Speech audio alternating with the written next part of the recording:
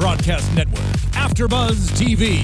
Over 20 million weekly downloads in over 150 countries, and your #1 source for after-show entertainment.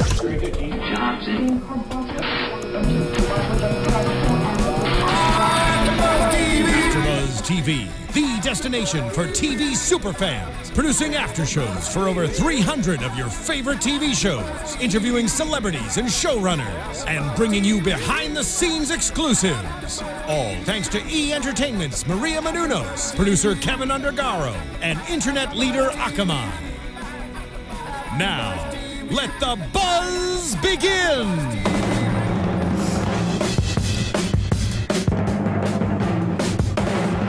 If you get in trouble.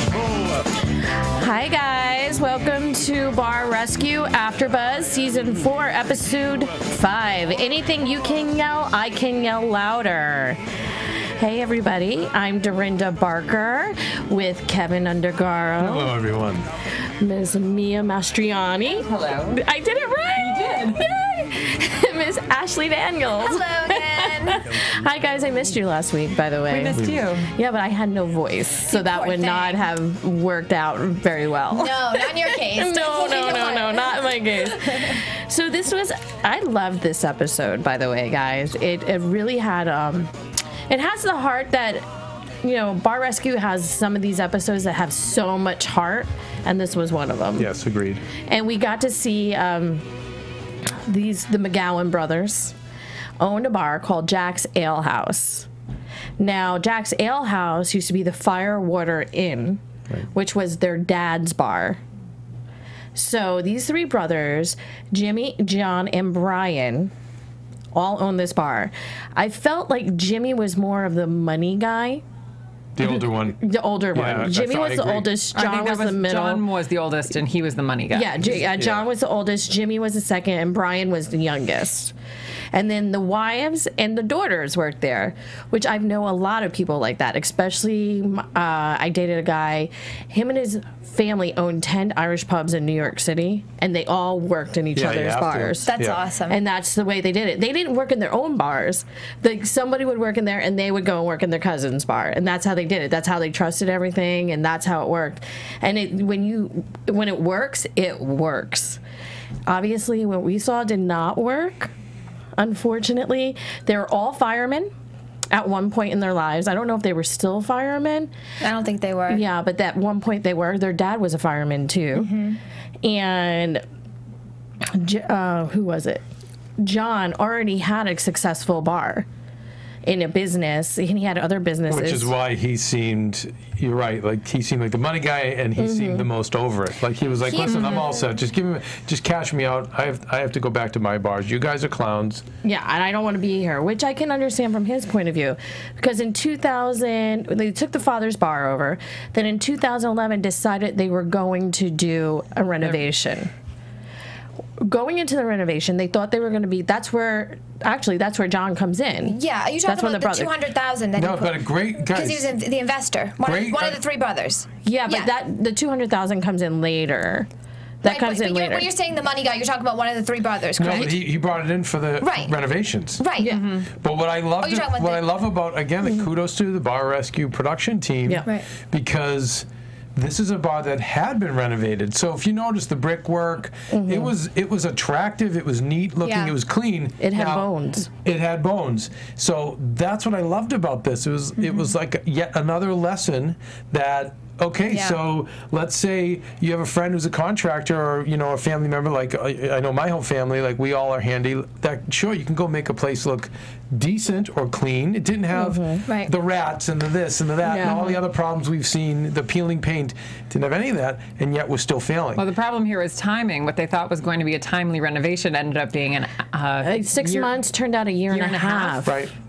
And by then, they'd lost all their clientele. Right. Yeah, and then the clientele in Sunnyside, Queens, because this is where it takes place, the clientele has now become a more upper crust, a different tax bracket, let's just say, of people that now live there, because people are moving out of Manhattan, moving into Queens, moving into Brooklyn, and so you have people who are going to spend money, and they didn't put that in because a year and a half, they were still holding true to their vision of what they wanted this bar to be. Didn't seem very. The younger brothers did not seem very progressively minded, and you know they drank. So again, once you have that involved, which we see week after week with most of these owners, but the drinking plus the depression and the weight of the debt, it just all seems to be all those factors that really bring them down. And then the fact that these are big guys and they're firemen, and to be a fireman and a policeman in New York.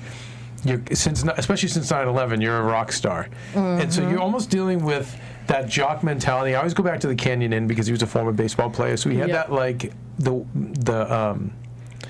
I'm amazing, I can't be taught anything. You know, the very self-centered, kind of narcissistic me, all about me.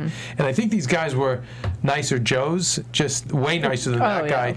But it's really hard to tell somebody like that who it's hard to tell any big guy who's tough what to do, or or that things can be done better. That's number one. So he's probably didn't get a lot of opposition probably his whole life that he wasn't able to go through, and then he's a fireman in a city where that is so celebrated. So you can see how it all came to this, Yeah, and it's but lovable, but like I get it, because totally family. lovable. Yes. And you can totally tell that they still loved each other, but there was and it was a 2,200 square foot bar inside, 2 wells, and then 2 wells and then a service area. They had unused a back part of this bar. It was You talking about the patio? the patio. Oh my God! Like the gym. Unused The gym in of that any place. area. Once April hits, the end of April, going into May, we all know the East Coast. People want to be outside, and it could be 50 degrees out, but they want to be outside. So excited to be outside. Such a great feature. Yeah. But again, when when everyone is tired and beat down, the owner, like we said, is the money guy. You can see he was just give me money and get out. Let me get back to my successful bars. Yeah. And then the louder of the two, who's behind the bar, he's drinking. You just lesson to all. You really almost do need to be dry when you own a bar. Oh yeah, that, and then I think the mom's pleas, because what did the mom say? I wrote it down. The mom's pleas. She goes, "We need your help, buddy." Talking to John Taffer. So my girlfriend goes, "Buddy, how dare you call John Taffer buddy?" I love these people, Oh my God, that mother melted my heart. But different generation, that's Northeast. Totally. And she did that with tears in her eyes. I was like, I know where this episode's going to go. And I went and got my tissues right away because I already knew. But the recon was great because we got to see the Turbiddy brothers. The bungalow guys, right? The Turbiddy brothers. By the way, and Jimmy Whalen, who is the friend, but we always consider him. I think a top 10 episode. Oh, yes. That was a tissue episode.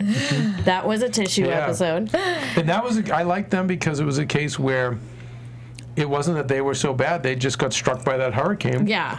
And in came John, and I know John has said in the past that how much he loves those guys, how much they love him, and the genius of John to bring them in. Like, if there's anyone who could communicate to those guys. Oh, yeah. Right? Mm-hmm. They come from the same firefighters, too, right? Former firefighters. Right. Yeah. Irishmen from Jersey who could come in and knock some sense into them, or at least get through to them. Oh, yeah, because that's what you needed. You needed guys like that to talk to the guys like that. Yeah. Because they're cut from the same mold. That's what they were. I mean, all big dudes. Every single one of them, and you can tell, not going to take crap from anybody. And the best part was, John had an idea. I'm going to send these guys in here, and they're going to know who these guys are, which I thought was great. Because normally it doesn't work that way. John likes to send people in recon and people not know. But he's like, I have a feeling they're going to know who they are.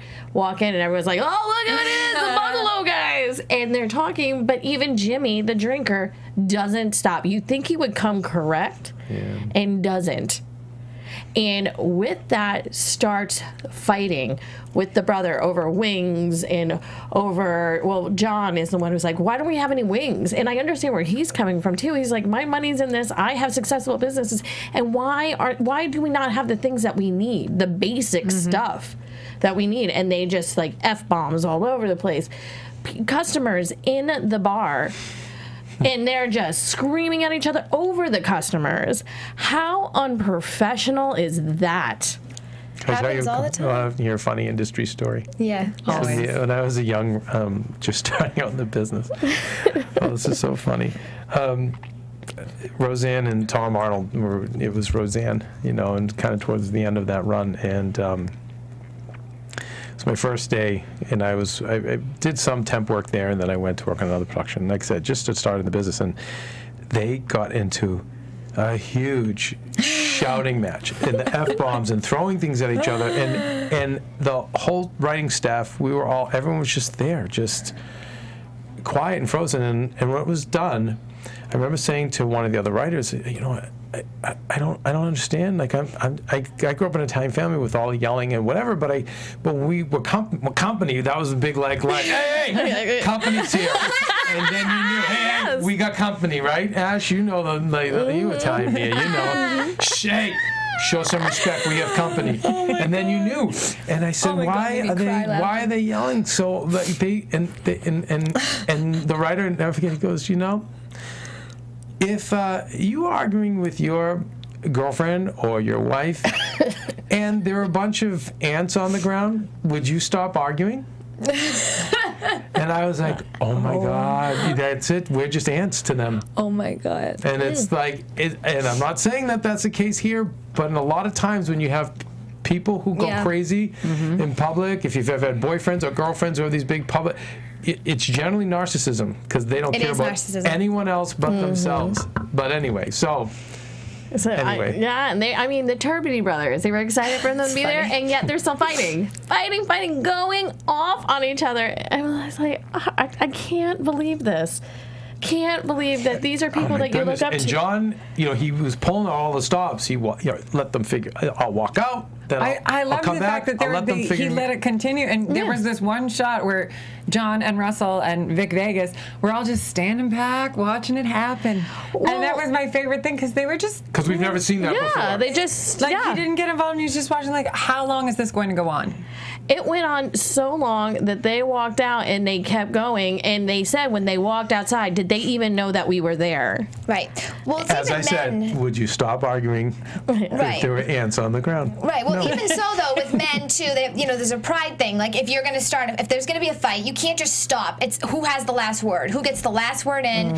You say this, you say that. You have to. Who's going to end it? And someone has to be the bigger person and say, let's just stop this. But sometimes you both want to keep going. And they even tried to stop it with Christine getting in the mix, saying, "Listen, you guys just need to stop. Do you want to make this work?" By the way, right? She was amazing, amazing. Yeah. So it made me really angry when Jimmy did certain things. You related to her. Like threw the box at the TV. But no, she was great. But even before that, let's go when the Turbiddy brothers orders drinks. And they order a Harvey Wallbanger. And first of all, they're like, Harvey what? Like, huh? And then one girl goes, go to the bathroom and Google it. Google it. Yeah. And the red Cosmo, is it red? Yeah. Is it supposed to be red? Wait, is this a red one? Then they're going by the old adage of anything red is good. Because it used to be anything red is good. So if you made a drink and you didn't know what you were doing, if it was red, you were good. At least they had the decency to Google it. Because I think we said a few weeks ago, one of the cooks didn't know how to make a pizza or something. And we were like, why don't they just Google it if they don't know how to cook? At least they did that. At least they thought of that. I always had a manual. I always kept a plastic-coated cheat sheet behind the bar. Most bars have that. Most bars will have some sort of a guide behind the bar. So if you don't know it, or if it's something that's not commonly ordered, you can kind of discreetly turn around and look it up, and there it is. And once again, really at no extra cost. It's no extra cost. The cost of a photocopy, $1. Plastic-coated at Kinko's for $2. And it's just, but that's just that little extra thought that people just aren't willing to put in. And they didn't even know what Galliano was. And then they're like, we don't have that. Meanwhile, I was like sitting on the bar. We don't have that. Sorry. So you have all this stuff. John comes in. They're all fighting. They're looking in the kitchen. Let's think about Michael Jackson on the grill with the one glove. Shout out to Vic Vegas, by the way. Yes. An underrated star on this show. Yeah, I love him. Were we just saying last week that we wanted to see more of it? I was so excited when I saw him in the car. He's like so my type of dude. By the way, you didn't even get to see real Vic Vegas because these guys out Vic Vegas Vic Vegas. Well, they were so much louder and bigger and more like ominous than him that he was humbled. Right. You know, you didn't get the Vic Vegas that I've seen in the last episode. I mean, it was like he was even speechless. Oh, yeah. That's why John brought him in. He's like, these guys, we need to bring someone in that's louder and who's going to handle them. But I don't think anyone could. No. I think he just, John let them punch themselves out. That's it. Just let them punch themselves Sometimes you gotta dig your own grave. To exhaustion. And finally to be like, well, we're not going to get this renovation if we don't come together. Well, because the oldest brother, John, says, I just want my money back. Let's just get my... I'm done. I'm done. Let the place closes down. Let's sell it. Then I get my money back. That's what he said. Because they own the building. Yeah. And a lot of times we don't get into that if these people are renting, but that's a valuable piece of property that they're sitting on. They're sitting on a great asset there, at least with that building. Oh, it's huge. So it was like, sell the building, give me my money back, plus probably the dad's third of the business, whatever it is. I don't know. So you can see why he was like, just forget it, pull the plug. And that I'll be done. I'm cool with that. Yeah, because he has his own, And so then John, I actually thought, I'm like, is John going to come back? But I knew that there was too much heart in this episode. He would never abandon firefighters. I think like military firefighters, police, John has such a soft spot in his heart. There's no way he was walking out on them. Yeah. Because we knew they weren't bad guys. No. They were just, like I said, kind of that big jock kind of big... They were huge. They were bigger than John. Because when John started yelling in Jimmy's face, he was looking up at him. I have never seen John Taffer look up at anybody. My girlfriend said to me, she's like, John has such balls. He's out of his mind. He does. Oh my God. It's so true. And I could not get over it. And once again, Christine gets into the mix. And Jimmy's yelling at his wife. That's when I started to get really angry at this episode. And they walk out. Next morning, John returns. And he tells them, if you keep doing the same thing, you guys are all gonna go down together. Actually, I think that was Christine saying, you guys keep doing this. She was great. You are all gonna go down. And she confronts them all. She tells Jimmy she's done. And I thought, she's done with the bar. And then I really listened to it again. She was done. Done. Like, marriage done. I've had enough. You're done. Family done. All this stuff. And there's a very high rate of divorce with firemen and people who are in the hospitality. Absolutely. And who are in the hospitality industry. And they've been married 20 years. So true. Mm-hmm. Yeah, because she said managers in restaurants cannot keep a marriage. Yeah, you can't. No, because that overnight job, it's just... Yeah, that's chefs. Oh, chefs are the worst. Yeah, they are. Because of their hours, and unfortunately, sometimes chefs have problems. Yep. But but then John says, you need to step up like a man, be a hero, because you won't act like this when you're on the job. And no, they wouldn't act like this on the job. There's no way that you could get away with doing the job of being a fireman, being a hero, and acting this way. But John's so astute with people because he wouldn't use the word hero at the 18 minutes in the Pirates Bar. We didn't mention, by the way, you weren't here last week. No mention of the Pirates Bar. First one. I'm never saying it again. I won't even let it out of my mouth. The street. I got in big trouble. But John would not say be a hero to her because she'd be confused. But he said it to this guy because he knew as a fireman that's the language he would be. You're right. I need to answer my calling. That is my greater calling in life. To be a fireman, to be a hero, and I'm not being that right now. I'm not living up to that. It's very smart. And they couldn't do it. And we go into the stress test, and John puts the oldest brother, John, we'll just say Taffer tonight. Taffer puts John in the kitchen, puts Jimmy behind the bar, and Brian doing everything else. Because Brian, and that was the other thing, too, I really liked about this episode, Brian was doing things. It wasn't like he wasn't doing anything. He was doing the most. He was the youngest, right? He was the youngest, yes, right. And he was the one, actually, too, when they were arguing, he was the only one making sense. Yes. He's like, guys. And I think he was probably, it seemed as though he was sober, and he was the one that had shut Jimmy off the night before, and he was the one that was saying, Jimmy, you're sitting here drinking. And he's like, well, what else should I be doing? He's like, well, stop stock beer, go in the kitchen, do something useful. Yeah. And so it seemed like Brian, the younger brother, was the one that kind of like was working the hardest to. Yeah, and John did point that out when they were in the car, too, and Russell. They were like, that guy's working. That guy knows what to do. He knows how to run this bar.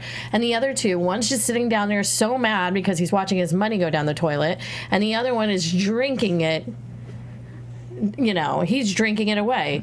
And the other one's like, I got to save this. How am I going to save this when the other two just don't care anymore? And I said this before we went on the air. I said this to Mia. Why would they put the guy who drinks the most behind the bar? Because John wanted to set them up to fail, so he could expose the weak. You know, because if they can all act nice for 2 days or 3. You know, it's a 4-day renovation. Yeah, but, it's 4 days. You know, now that I always go back to the carny business. I'll never forget talking to this guy in the carny business who was like, they were like, no, that guy, he's been in jail for so much, he's embezzled all this money. He's like, he's the biggest crook. I'm like, but I just talked to him for like 20 minutes and he was like so nice. And I'll never forget the line of anyone can be nice for 20 minutes. Yeah, exactly. And so these guys could be on perfect behavior for 2 days. So John's really got to put them in the fryer cooker. He's got to strip them down to get to see the real person, and then he can fix the problem. Out on the floor or out on the patio or doing something else, then Jimmy wouldn't have had a problem. And like as soon as John Taffer left a week later, Jimmy would be back behind the bar drinking again. Yeah. Like nothing would have changed. He knew he was the weakest link, and you're only as strong as your, as they say, as your weakest link. Yeah. And he put him behind. You know, he put him in the position to either make or break, and he knew he was going to break. Oh yeah, but that's how you fix the problem. He beautifully broke. I mean, are there ever any cases where you can run a bar and occasionally drink and keep it balanced? Because it I never know plenty of people who do that. Right, but so it has to be a certain type of person that's able to do that. A balanced person who just can. But it's probably rare to find someone because you start. You know, you get the drinks just keep flowing, and is it rare? hours Would you say later, 50-50? I would say it's 50. I would say 50-50 to get tipsy. I mean, I know even with like sommeliers, I mean, they drink all night long. They're tasting, but they're able to build a high tolerance so they don't get tipsy on the job. But is it the same thing? They build a high tolerance. They can have a drink and then 2 hours later have another. I just feel that there are 50% of the bar owners I've seen that aren't addicts, don't suffer from the disease, but they love the business. They love drinking. They generally don't have families. The family's the bar. You know what I mean? That's just how it is. The staff is their family. The regulars are their family. And you see a lot. And then I also do see the dry drunks. There's a lot of dry drunks who oh my God, 20 years ago, he was the biggest drunk, and then he doesn't touch a drop anymore. I've seen a lot of that, too. Oh, here's my thing. I don't want to go into that, because I'm like, dry drunks should just drink. Yeah, you're right. No, you're they really should. No, because you know what? You know why? Because they have all the same qualities of an asshole, but now they're sober, so they're sharper assholes. Do you know? It's very bitter, and they can't hide behind anything. You're just yourself. You're just an asshole. You're just an asshole. Tough. At least if sometimes you get drunk, get them to pass out. You know what I mean? You can get them, you can wear them down a little bit, but no, the dry drunk is the worst. Oh, they're the worst. And working for one at a bar, and I have, it's awful. They're just bitter. They're just. It consumes them. They want to just. They want to drink, and because they haven't not dealt with their addiction properly, and they haven't come to the origins of all their problems and. So, anyway. So before we get into Jimmy behind the bar, let's go into the kitchen, because that's not as long as what happens with Jimmy behind the bar. The quesadillas. Let's get into the quesadillas. Okay, so in the recon, they were microwaving quesadillas. Okay, which I have to say, I've done that before at home, and I actually can make a good quesadilla in a microwave if you have to, but not. But it tastes like. Listen, I love you, Ashley. No, and Ash, you know what I was thinking? I will eat anything too, and I was thinking that these are the awful bars that I'm so drunk, and I don't care. I just need drunk food. Yeah. I just needed to stay because I'm drinking another 4 hours. That's all so I need my absorbent. You need some absorbent, exactly. So that's it. So I mean, I'm like, oh my God, this is the plate, the dumps I've gone to. Just put in there like a fried Fridays quesadillas, you don't think those things are microwaved? I'm just saying, like they have that certain microwave taste of them, and I think it's delicious. No, you know why? Listen, but that's just me. It's only it's not. You wouldn't have it at a Fridays. Yeah. It would be but it's at these bars because it does get rubbery. Yeah. As soon as it hits air, it's got a shelf life of seconds. Until it turns into cheese is cheese. Congealed. But the consistency of it and the texture. In a matter of seconds. It's gone. It's over. So you gotta like pop that thing in your mouth. You gotta eat it fast. Fast. Gotta get to the table fast. I have eaten it before. I have no problem We've eating all it. But I've done it. I'm looking. Is it weird that I really want a quesadilla right now? They're delicious. I know. Taco Bell has a really good one right anyway. now. But when you do go to those, all I was thinking about is all the bars that I went to. That oh my God, this is totally what they did. The dive bars where you just like give me whatever. And then, you're so right. They don't know what they're eating. No, you don't know. Go on the floor. So Vic Vegas, first of all, goes in the kitchen and goes, so whenever I've gone into the kitchen, I've talked to the chef, this chef is always like, put on your gloves, not your glove. And I was like, right on, Vic Vegas, right on. So he goes, I'm going to show you properly how to make a quesadilla. So he shows him properly how to do it. Now, going into the stress test, I loved what Vic Vegas did. Every time he burned a quesadilla, I thought he was throwing it in the garbage. No, he was throwing it on the floor because he wanted to count to see how many that he did.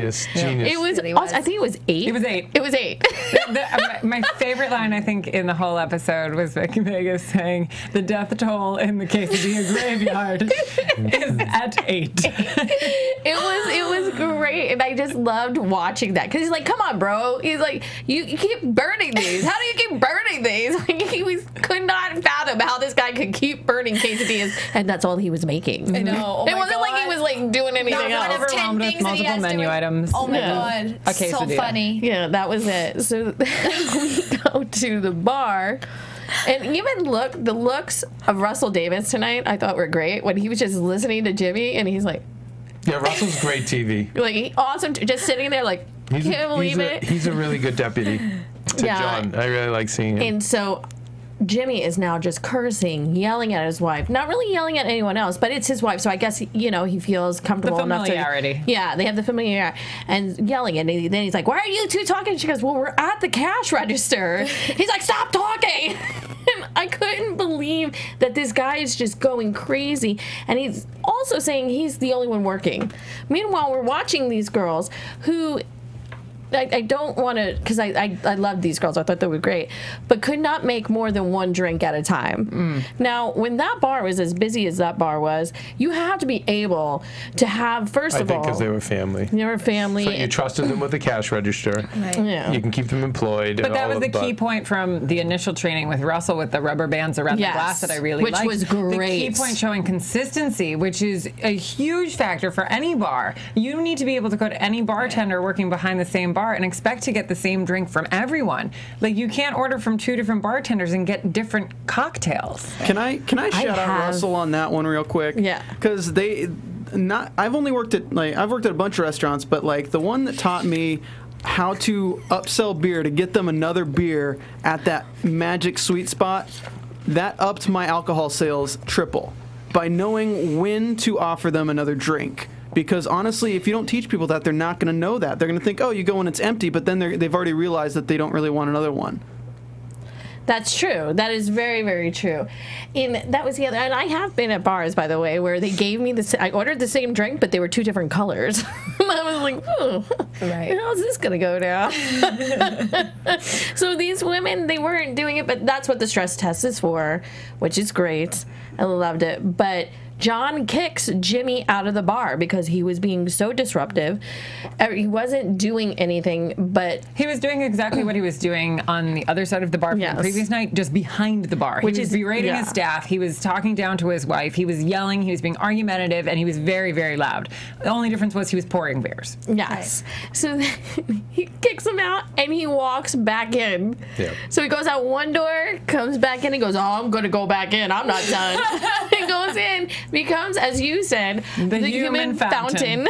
And and then goes, now I'm done. Yeah. Once again, a guy who's like, you're not going to tell me what to do, Right. and I'm going to do it. I'm going to go out the way I want to go Get out. the last word. He had to have the always. last word. Yeah, he was a cowboy about With it. everything with those, but they're brothers too, and they're gonna have that certain camaraderie that brothers have. Yeah, you know, things you can get away with. Right. There's just, and you could just tell they were brothers. If no one said it, you would know these guys are brothers. They're just pushing each other to another level that you just know guys wouldn't do to each other. Think of the fist fights and wrestling matches Oh with my those God, three growing that up. mother went through so much with that between the seriously. husband, all men. And you know, right, and the husband Oh too. my God. But that's why she was. That's why she's so tough and she was a right, strong woman. Yeah, yes. But she grew up around. Oh God. Yeah, she was a tough Irish woman. She 'Cause there's totally some of was. those Irish women, like my Nana was one of those tough Irish women. Yeah, I love them. Hardly you saw them break, but when they did, you're like, oh, Stay clear. Something's wrong. Something's wrong. Run out of the room as quick as possible. Right. And it's true. So we have all this happen, and John, the brother, closes the bar down. And I thought he did a great job with that. He goes, okay, guys, we're done for tonight. We're done. And he was very calm. I think that's the calmest I saw him all through the episode up until this point. Why do you think that was? Why do you think he was so calm at that point? Because I noticed that too. I think he was getting it. It was settling in. It was settling in with him. And he was also thinking about, it's about my family now. Big picture. And it's, my dad built this. It's not just about the three of us numbskulls. Or just about myself. Or about him, selling yeah. and getting my share. And probably, I think he saw John was starting to respect him.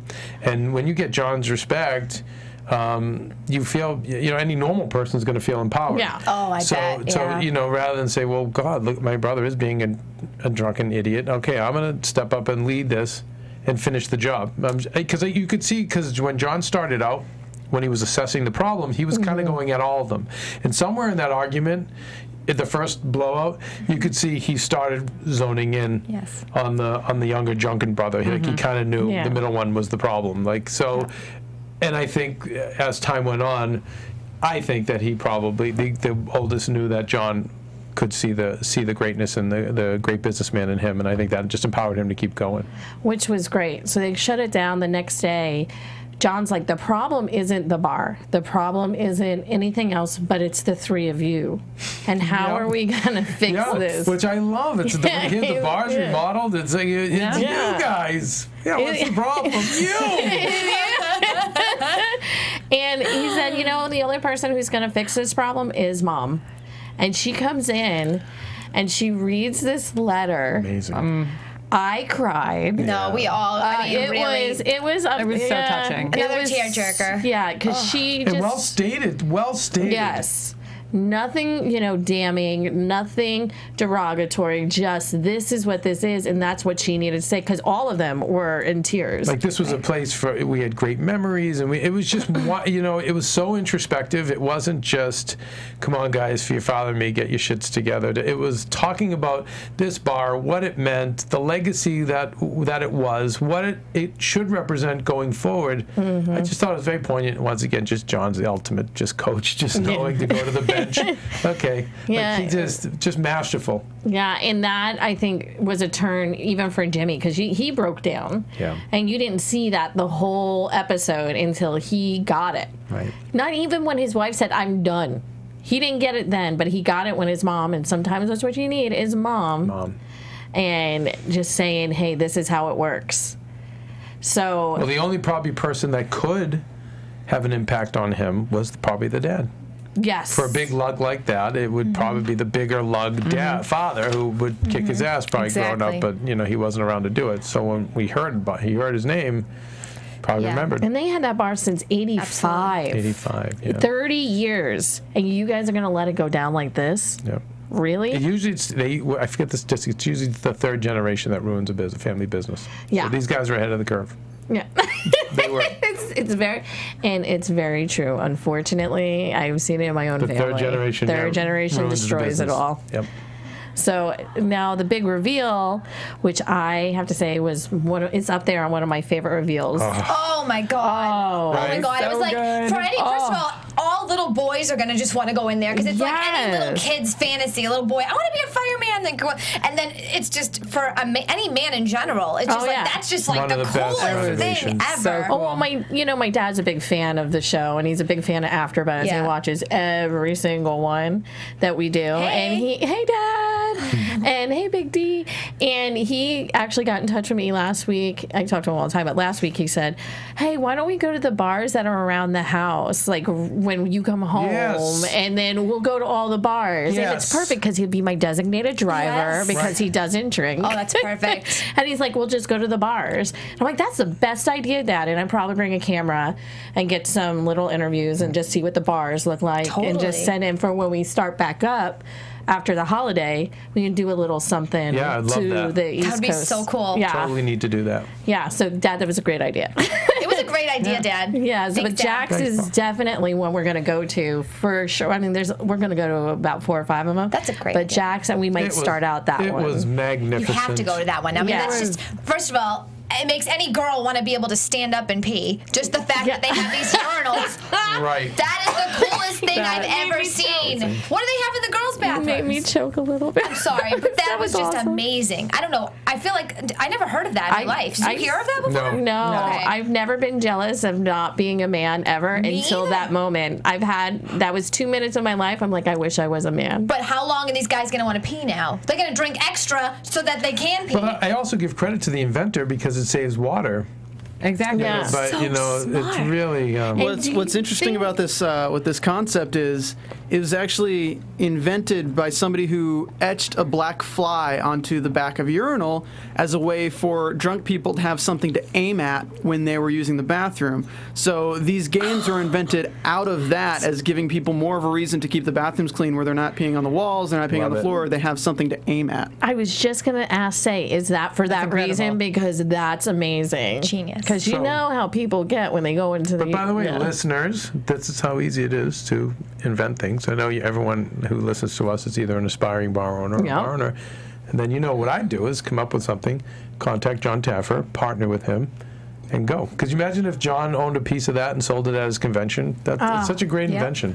It's such a great invention. So they reveal it, now it's called Jack's, and it's an homage to the father who was a fireman. And I loved it because they made it look like a firehouse.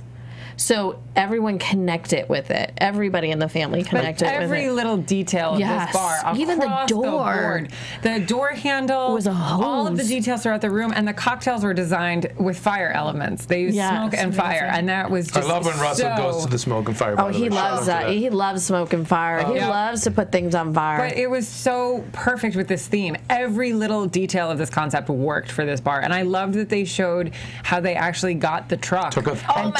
So cool. And that was one of the best back bar displays I've ever seen. Ever. You had to pause it. I had to pause it to actually take it all in. I had to pause it and just stare at it for a minute. I could not believe it. I can't. I mean, they could just do something little. They don't have to, and they would still look amazing. To go that extra mile is just incredible. It's hard to say what the best renovation we've ever seen is. This is up there in the top 10. There's nothing better than this. I don't think. No, I mean, for there's nothing better. And I give credit to the producers to show the whole fire engine being taken apart. And they so used great. every part of it. If that was John's idea or his production design person, but what a fantastic idea. And even my dad was a fireman, by the way, so I grew up in firehouses. But to have taken the garage door, or just the window, and then have painted it into an oval garage door to make it look like a firehouse, and then the actual fire emblem, that's on every fire helmet, every badge, and put that up on the front.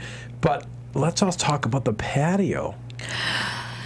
Right? I'm just so happy they actually used it. Yeah, they make use of the patio. It's a little beer garden now. Which is perfect. It was because you're not going to use it in the winter. It was just sitting there. In the winter, not in the window. In the winter, you're not going to use it. And it was a posable one, so you can bring it in, bring it out, which was great. There were so many things they did. Oh, the lava fire elements that they had out there. The lava lamps by Lava Heat. I think they were by Lava Heat, if I'm correct. And it was just amazing. Seeing that bar, brought me back to being the typical guy wanting to own a bar. Like this show beat that out of me.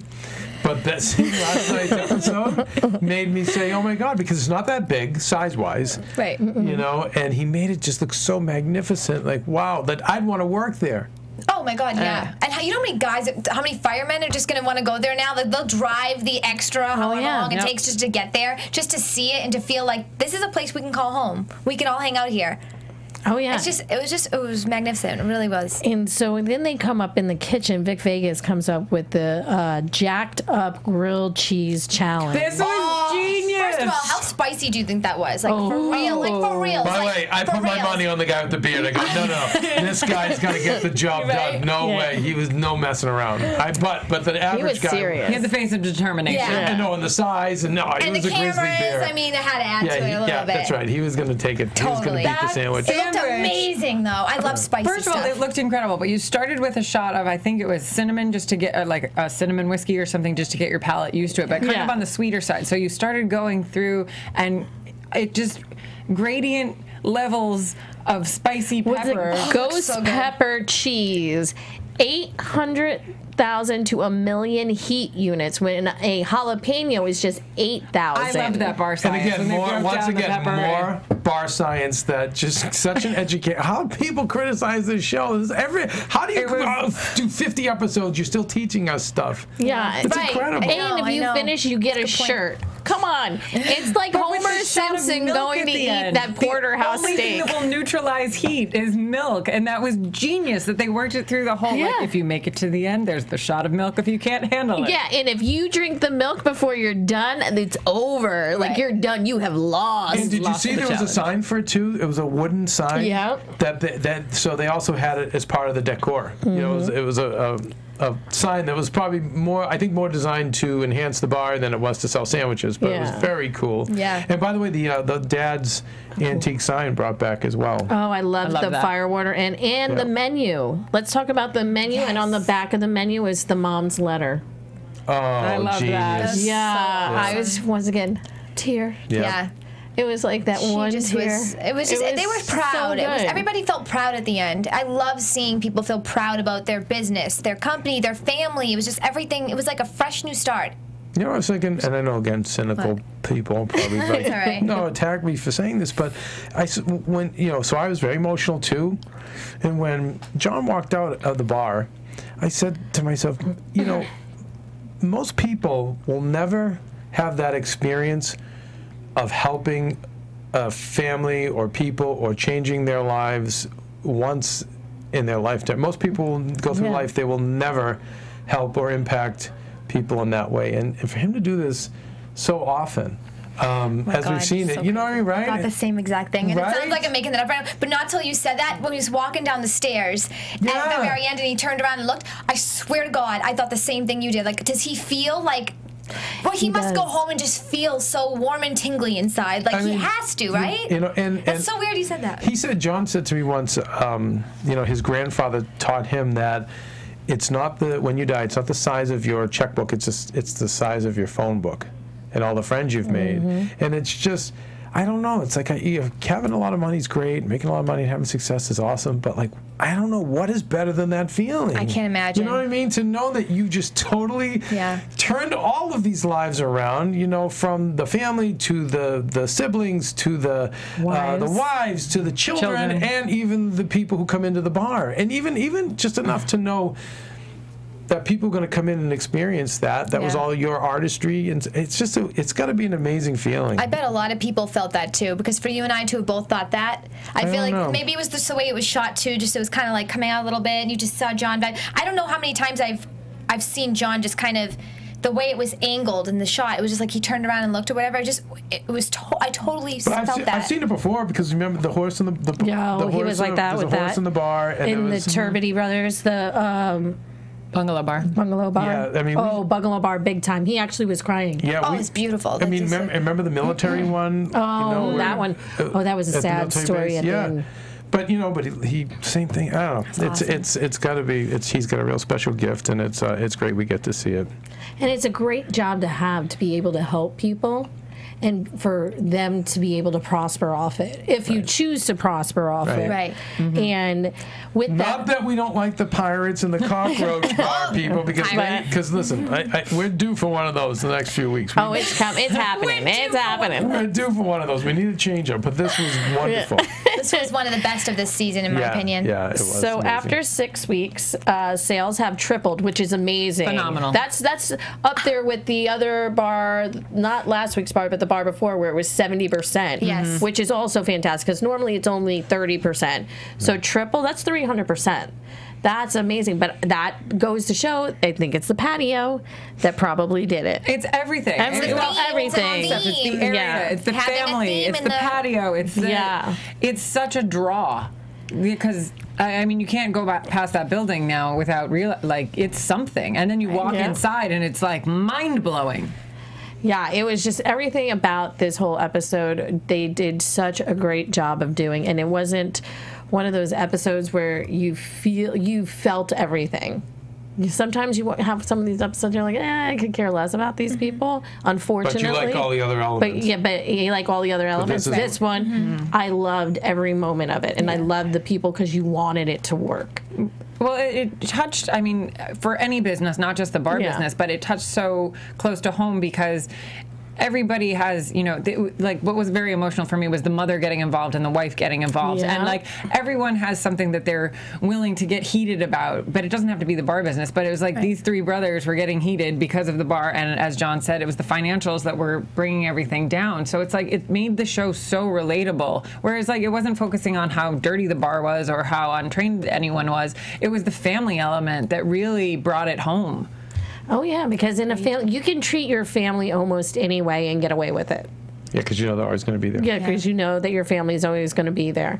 So that's the one thing when you bring family into it, makes it all the better to watch a lot of times, unfortunately. When it gets fixed and it works. Yeah, and when it's fixed, it's just brilliant. And he just has that wonderful way of doing it.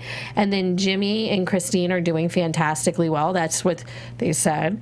And I think we have pretty much touched on everything. I just love this episode, guys. It was great. Yeah. It was a great episode. And we have next week. I didn't see did anyone see for next week? Because it got cut off. I think it got cut off too, right after it said sales. No, I think we've got another drunk. What a surprise! Mm-hmm. Oh my God! It was a very gripping trailer. That's all I want to say. Another drunken owner. Looks like a good one. Oh, I can't wait. It's going to be fun.